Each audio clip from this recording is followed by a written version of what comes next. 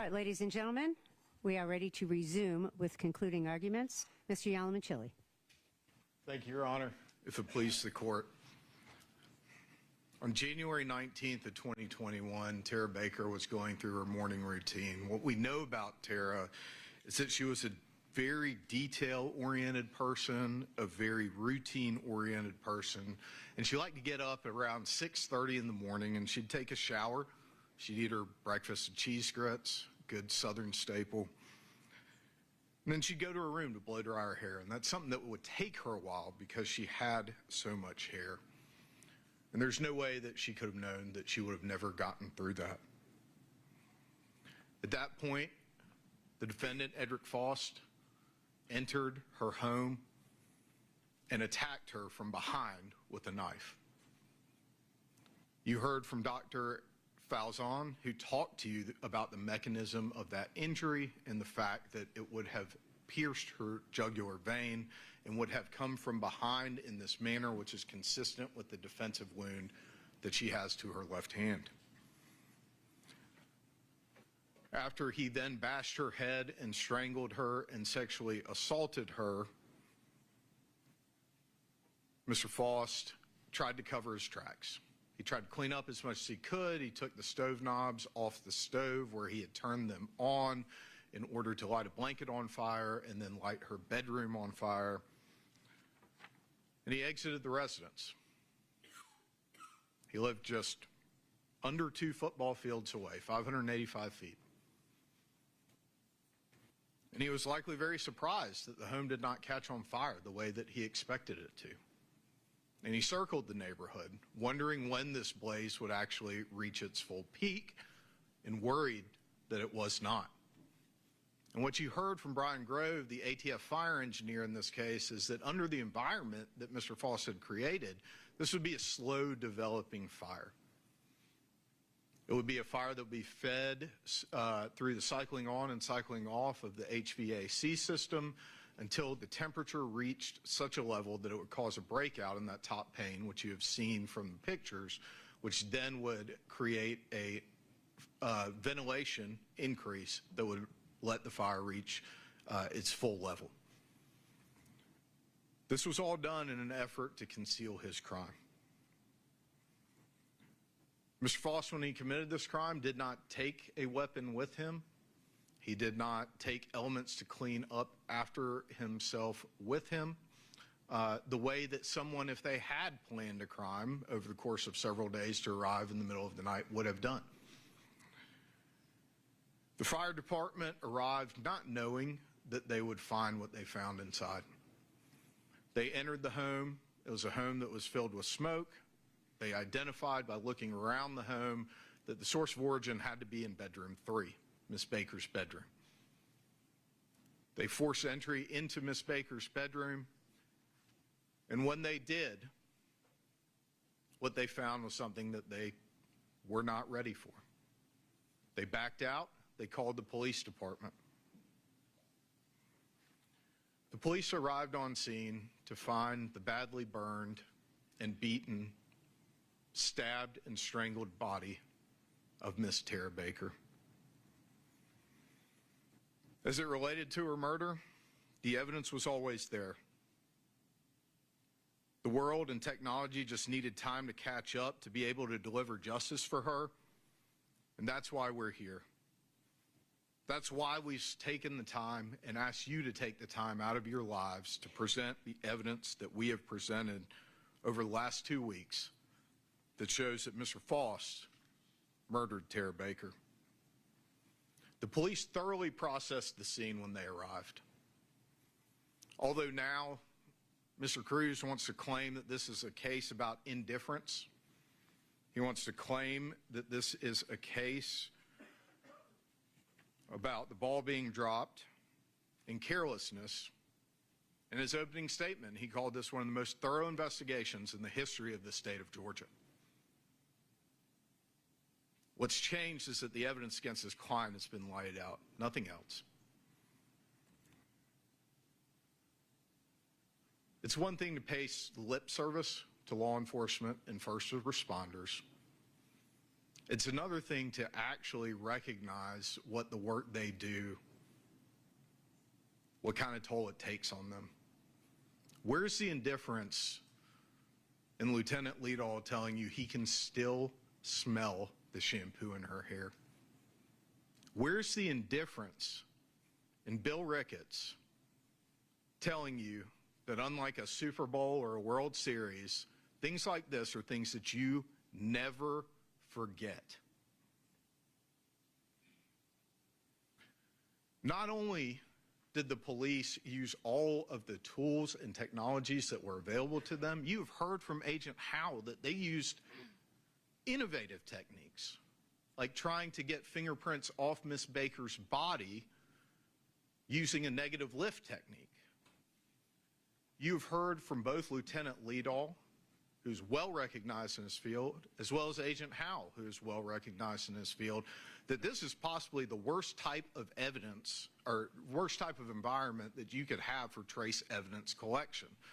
But they still attempted to do so. The water, the smoke, the fire, the ceiling debris that fell on them led to a situation where the only trace evidence hairs that they could find would be hairs that you would normally expect in the home in abundance, as was testified to, because these are people who were regularly in and out of the areas of the house.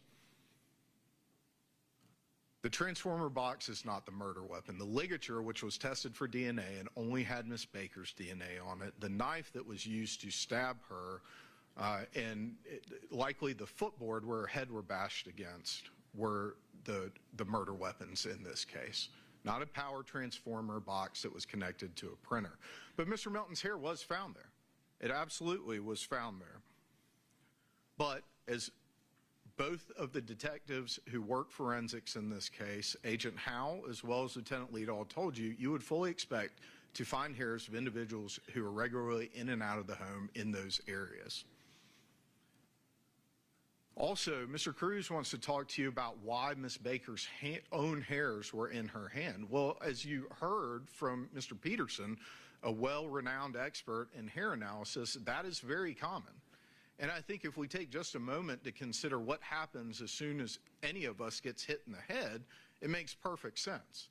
The first thing that happens when you get struck with something in the head is that your hand goes up to your head.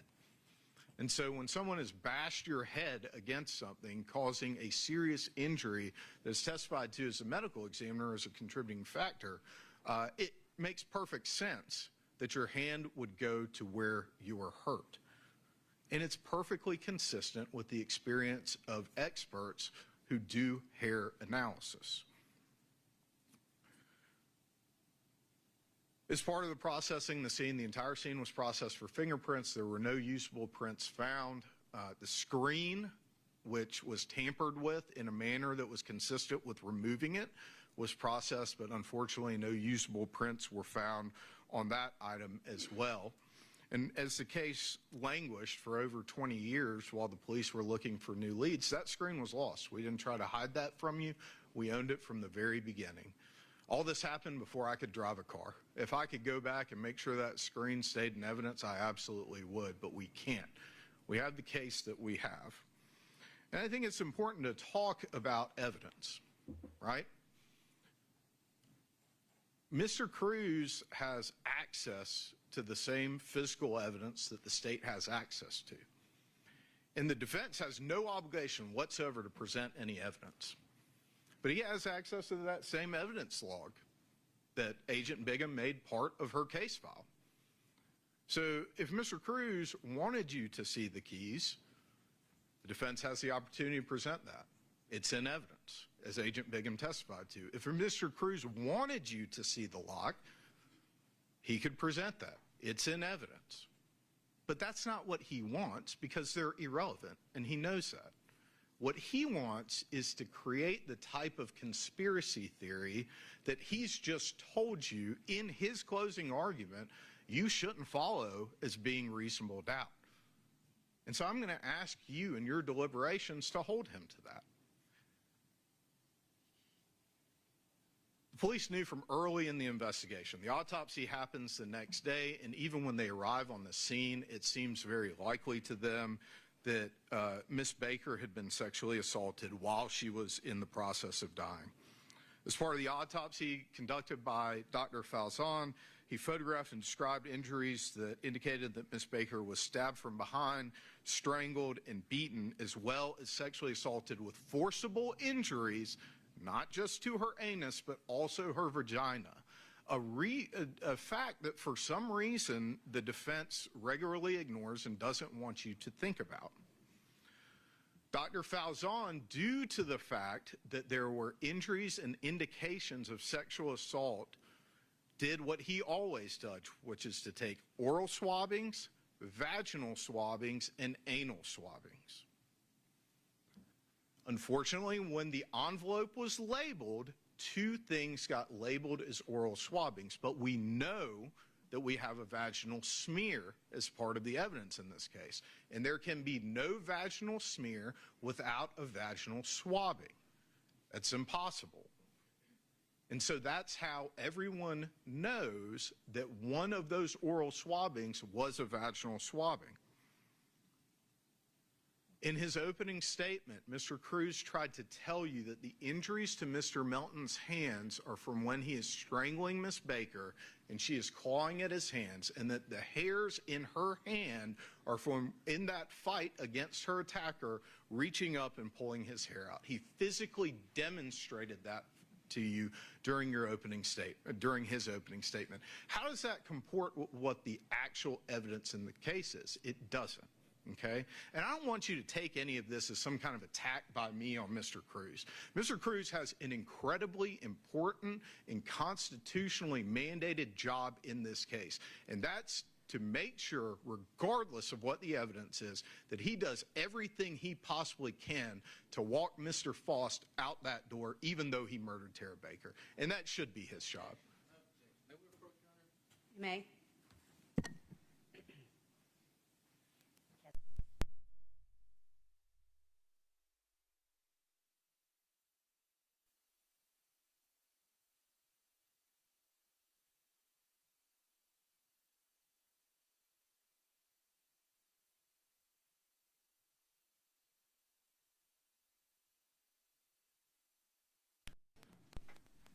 That is his job as mandated by the Constitution, and he is doing it as he should. But you have a different job, and I have a different job. My job is to look at the evidence, see where it leads, and then bring that before you so that you can deliver a verdict that speaks the truth. That's my job. Mr. Cruz has tried to manufacture moments of doubt for you. He has the same evidence log that Agent Biggin put in her case file that indicates that there were envelopes in which hairs were put and sent to the GBI, and then there are slides containing hairs that were done for analysis. Okay? And so this theater of opening up envelopes and creating what could be seen in out of context as some kind of moment of missing evidence is just a complete fabrication. The very next question we asked Lieutenant Leadall was, well, I mean, those are the envelopes you packaged the hairs in. You got any idea what the GBI did with them when you sent them over there? No. Then, as soon as we called the GBI witness, what did they all tell you? They almost looked at myself and Mr. Bolden like we had three heads when we asked them, well, I mean, after you take the hairs out of the envelope, you put them on the plating slide, you analyze them, do you then deplate them, put them back in the envelopes that they came in and send them back to the police department? And all of them looked at us and said, no, we don't do that. They remain plated. Well, because of course they do. Because hairs are biological evidence, and they will degrade over time if you maintain them in an environment after they've been sent for analysis in which they are not controlled. And so they stay longer on the plating and the glass. I'm sorry the slides broke. I mean, I think you could all see me in my anxiety level in the courtroom when we started taking the slides out of the protective cases because I was terrified that they would break. But it's been 25 years since this happened. And this case was cold for over 2 decades. It's something that's unfortunate that they cracked, but as everybody testified to, they were not cracked when they were analyzed, and it did not affect the integrity of the evidence. Ultimately, with the technology that was available over 25 years ago, law enforcement and the crime lab did not have the technology and tools with adequate sensitivity to identify the biological evidence that had been collected and preserved in the oral, vaginal, and anal swabbings that were taken. And we had to wait on the tools and technology to catch up. Besides collecting the physical evidence in the case, the police also did a canvass of the neighborhood. They did a canvass to see if anyone had seen anything, and they recorded whatever anyone would say.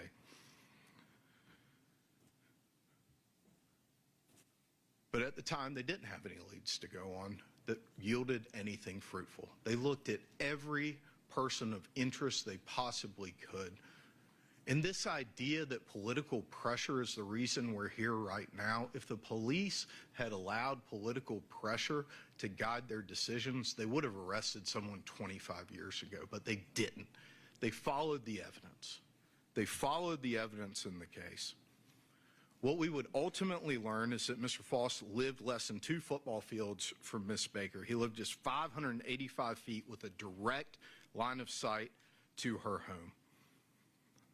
We've learned that the description given by several witnesses in the area was consistent with Mr. Foss. At the time, we did not have him as a person of interest because he appeared nowhere in this case file that has tens of thousands of pages in it and over 100 hours of interviews.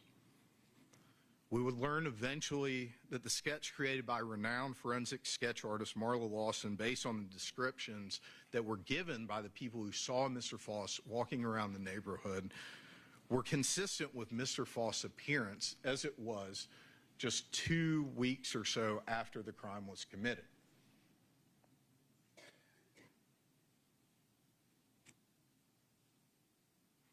And we would learn that there's no connection of any kind before the morning of January 19th of 2001 between Mr. Foss and Tara when he left his DNA inside of her home after he had killed her.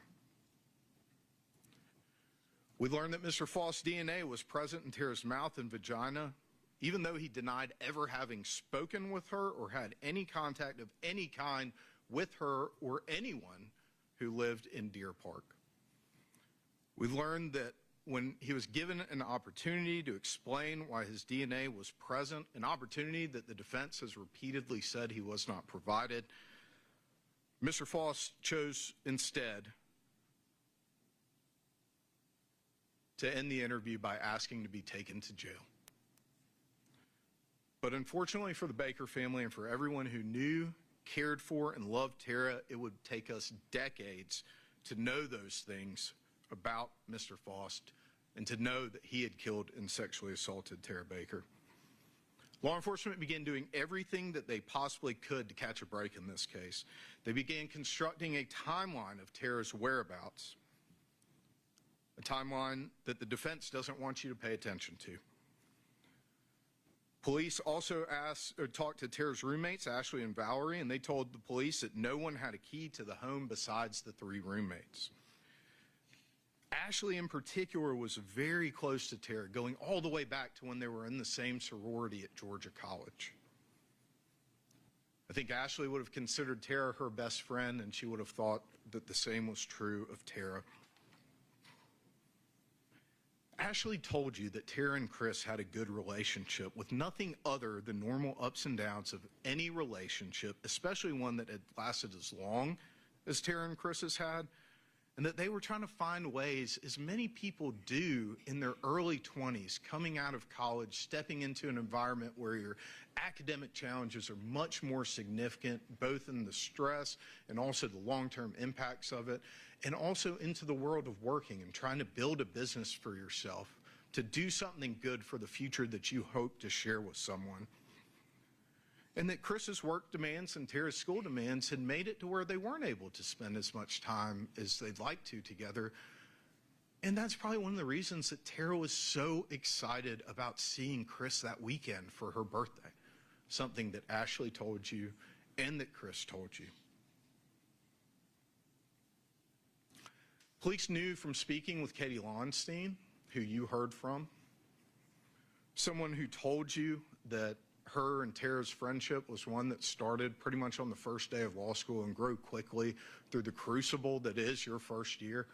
I mean, I remember my first year. I still have some of the best friends in my life from that time in law school because you're spending 11 or 12 hours going to class and studying, and you have this incredible pressure of performing in a very highly competitive environment in front of other people who are your peers, and it causes people to bond very quickly. You could see that in the pain that this still causes Katie 25 years later.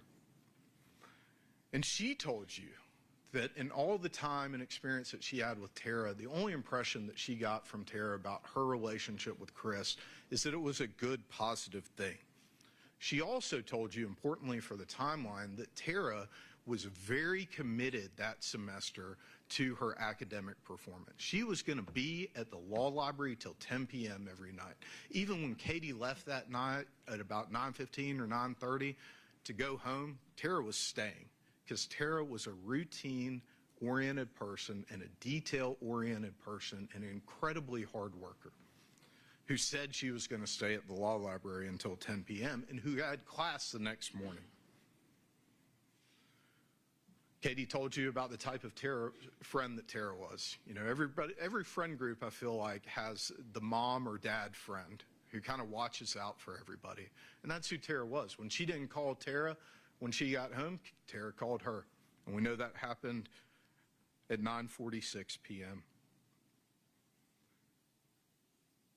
Tara also talked to you about the plans that they had for that Friday night and how Tara was excited about the weekend.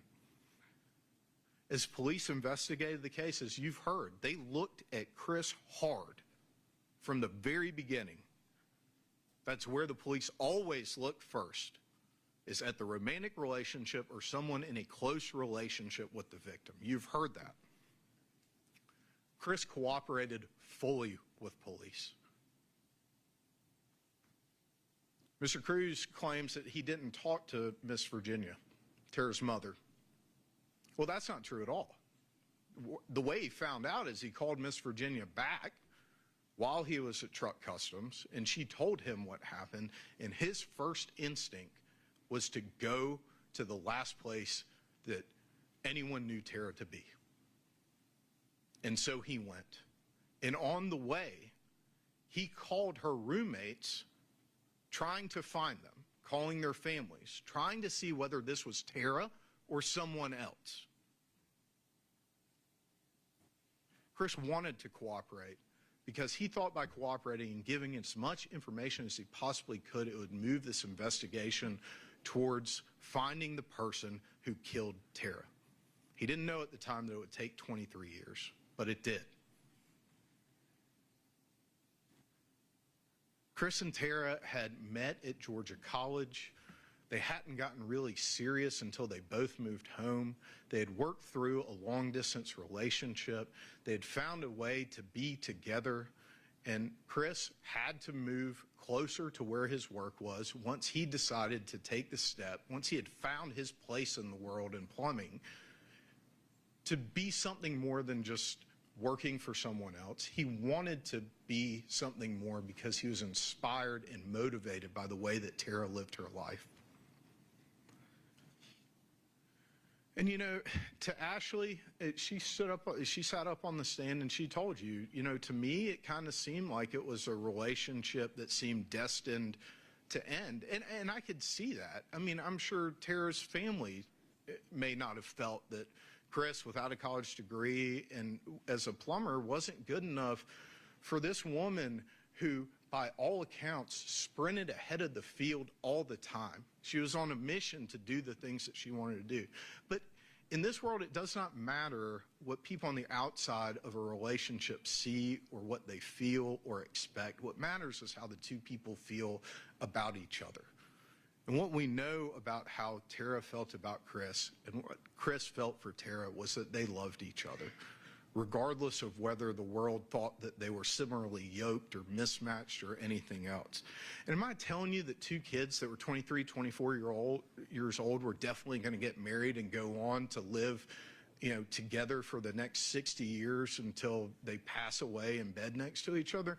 No, you don't know what people are going to do or how life is going to unfold. But what I'm telling you is there is not one shred of evidence, not one single shred of evidence that indicates that Chris Melton was angry with Tara, would hurt Tara, or wanted her dead.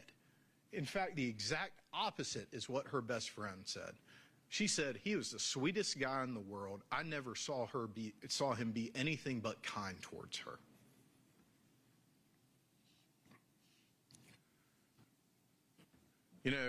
I do think it's interesting that Mr. Cruz wants to tell you that a stamped, timed transaction from a bank that is over an hour from Athens, that blows a giant hole in the middle of his timeline, isn't relevant.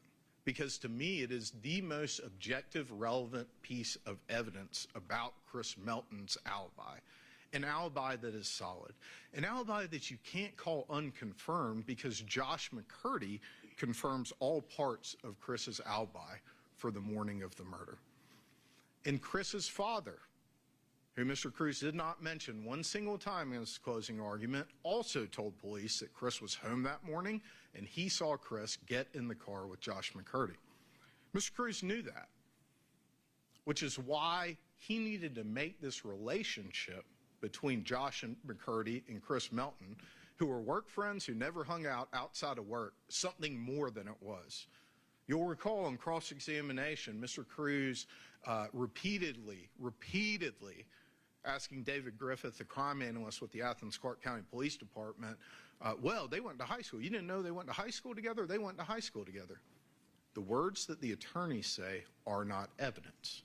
The evidence in this case is that, in fact, they did not go to high school together and that they were just work friends who had known each other for a year. There's also this twisting of what people have said and what it means. Chris Melton said he had known Josh McCurdy for a year from working together in the same crew for someone else. And about a month before Tara was murdered, he had talked to Josh about coming to work for him. That's what the evidence is in the case, not some inconsistency between when Chris says he met Josh and when Josh says he met Chris. Josh picked him up.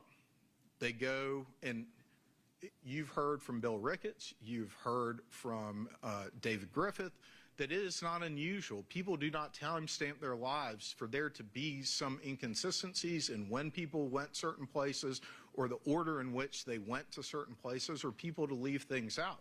If Chris was trying to manufacture an alibi, why in the world would he have not told the police about the bank until Sunday? It's because on Friday when he was talking to the police and he's trying to recall everywhere that he was that morning in the middle of this tragedy, he forgot.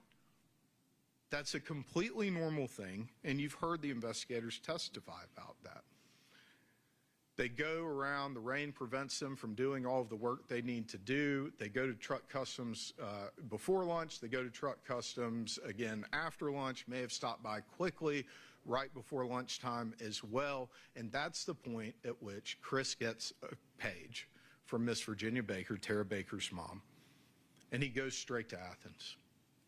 The police ask him to go to the scene and identify the body. He tells them he does not want to. When asked, and Mr. Cruz again is trying to twist Mr. Melton's words, he did not say, I didn't want to see the damage I had caused. He said he didn't want to see the damage he had caused.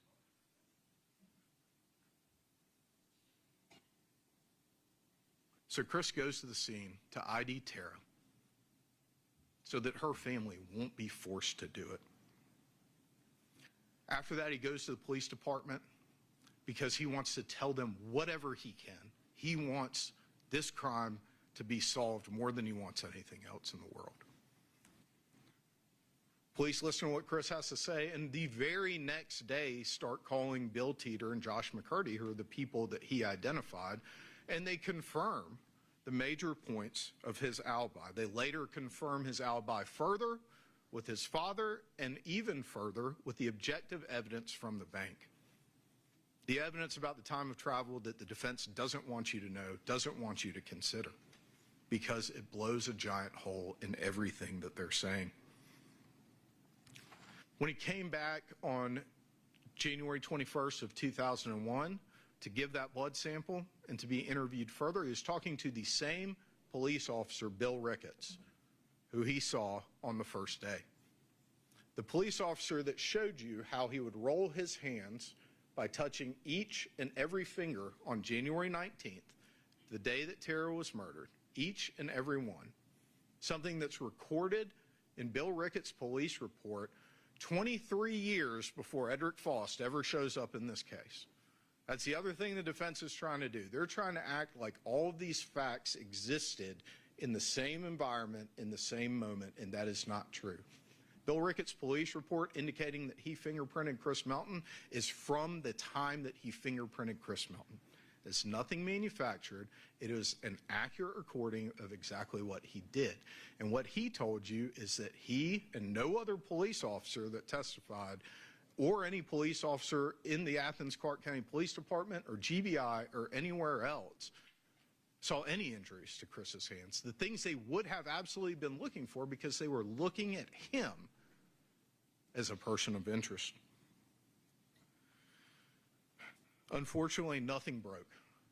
They couldn't get anything, and the case went cold. But eventually we caught up. Through the determination of a family in the face of unimaginable tragedy, through the fierce and unwavering love of a mother, Tara would not be forgotten. And the long and difficult journey to find justice for her and accountability for her murderer, Mr. Faust, never ended. The GBI Cold Case Unit was created to bring in fresh eyes and to use modern technology and tools to investigate cases where all leads have been exhausted and no likely perpetrator has been identified. I want to back up because I left something out on Chris's interview with Bill Ricketts on January 21st. He tells Bill Ricketts on January 21st that he and Tara had sex for the last time Saturday night into Sunday morning. That's what he says 2 days after the murder. That's what Bill Ricketts testified to here. So this idea, this false idea that somehow the first time that Chris Melton ever said that he had had sex with Tara within roughly 5 days of her being killed by Mr. Faust was in 2024 because Agent Bigham put that idea in his mind is completely untrue. It is completely false. Agent Bigham was reminding someone, as they would do for any witness in any case that had taken 23 years for them to talk to them for the first time, of the fact that, hey, at the time you said this, okay? And if Mr. Melton was trying to make up a story in order to make things make sense, then he would have just followed their direction. But here's the really interesting part about that. They were wrong at the time, and they just didn't know it yet as far as where the DNA was found, okay? And Mr. Cruz, although he's saying to you that he doesn't want to follow any conspiracy theories and that conspiracy theories are about reasonable doubt, is also trying to tell you that the time that the police and the crime lab were able to determine that what they thought about where the DNA was came from Agent Bigham, that's not true at all. You heard Ashley Hinkle testify on May 10th, the day after they interviewed Mr. Faust. The day after, they go back and they get a known sample. They take the known sample to the crime lab and they run it. And then what did Ms. Hinkle tell you? She's got these two things that are both labeled as oral swabs, but they're showing different results on profile. So what does that indicate to her in the context? Context is important of what we know about the rest of the evidence. We know from the medical examiner's report that there were vaginal, oral, and anal swabs taken. So I've got these two oral swabs. They're showing different results. This says that there are oral, vaginal, and anal swabs, and I've got a vaginal smear. Well, then one of these is not an oral swab. It's actually the vaginal swab. Well, how do we figure that out? Agent Bigham did an expert shot. If there were evidence of that, then Mr. Cruz has the ability to present it. No obligation, but the ability to, but there's not. They want the specter of things that they know not to be true. And so Agent Bigham takes the direction of the crime lab that says you should go see these people at Pure Gold. They're good at what they do, and they do it for all sides. And she sent the samples to Pure Gold. So we've got the two oral samples, and we'll talk about, go to the next slide. No, you're fine. Oral swabbings A, which was 2J at the crime lab. The profiles identified the first fraction skin cells.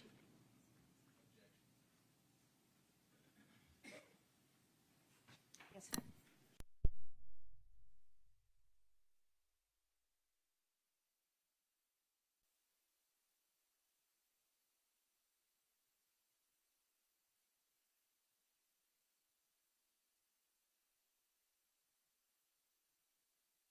Sakira Sims, she's a GBI crime lab scientist who testified that the first fraction skin cells, second fraction sperm, the first fraction matches Tara Baker. That makes sense. These are swabbings that are taken from the person of Tara Baker. Second fraction, Chris Melton, 1 in 8 octillion, Edric Faust, 1 in 70 billion. So Mr. Melton's fraction longer, both, they're about, I believe, 7 or 8 billion people on the planet Earth. So just to put some context on that. Oral swabbing A when it gets to Pure Gold Forensics. Okay. What does Pure Gold Forensics do? They do a saliva test, a scientifically accepted test to determine where oral swabbings A came from. All right? It is positive for vaginal epithelial cells. So now it's negative for saliva and positive for vaginal epithelial cells. So now we know that oral swabbings A, which is item J, and this is the part where, you know, we got to figure out a new way to label things, I think. But oral swabbings A, which is item J, is an item that is the vaginal swabbings. Science led us here. Science identified the issue, science clarified the issue, because science is always advancing and science is objective. Mr. Cruz says that you should follow the science, but then he's trying to distort for you what the science did and how we got here. As it relates to oral swabbing B, which is crime lab item 2I. Profile, first fraction skin cells, second fraction sperm. First fraction matches Tara Baker. That makes sense. It comes from Tara Baker's person. Second fraction is placed into CODIS. That's the National DNA Database. On April 30th of 2024, Mr. Foss is identified as the major contributor. 1 in 30 octillion. A number that it's really, I mean, it's hard to put a number that large into context, but a number so large as to, you know, have a number of zeros behind it that I've never seen in any other context than DNA testing. Oral swabbing B, same thing, same process that they get put through Pure Gold. Even though we've already identified that oral swabbings A is vaginal, from the vaginal epithelial cells and from the non-presence of saliva, go through the same process with oral swabbing B. We're not going to make an assumption here. Positive for saliva, and then positive for human amylase, which is a compound primarily found in saliva and consistent with saliva. That's how we separated these two things. It has nothing to do with what needed to happen in order for an investigation to move forward or anything along those lines. Those are the types of conspiracy theories that Mr. Cruz himself has already told you is not reasonable doubt. but signaled the desperation of the defense to create and manufacture some doubt. Now, Mr. Cruz did ask Ms. Sims on cross-examination if she was aware that the GBI had done a test that showed that there was no sperm. What he failed to give her was the context that this was a test done in 2001 with